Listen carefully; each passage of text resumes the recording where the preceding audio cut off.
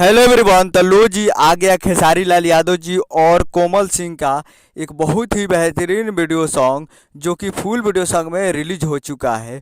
और इस गाने को लिखे हैं कृष्णा बेदर्दी जी और इसे गाए हैं खेसारी लाल यादव जी। और इसमें म्यूजिक दिए हैं कृष्णा बेदर्दी जी ही, जो कि आपको स्क्रीन के ऊपर दिखाई दे रहा है। जिस सॉन्ग का टाइटल रखे गए सरिया ये बलम, जिस वीडियो सॉन्ग का टाइटल है सरिया ए बलम। और ये फुल वीडियो सॉन्ग रिलीज हो चुका है और वीडियो में है खेसारी लाल यादव जी और कोमल सिंह जी, फिट में है कोमल सिंह जी। तो ये फुल वीडियो सॉन्ग आ चुका है। आज video song release in on 9 मई 2023 को सुबह 5:45 AM पे फुल वीडियो सॉन्ग को रिलीज कर दिया गया है।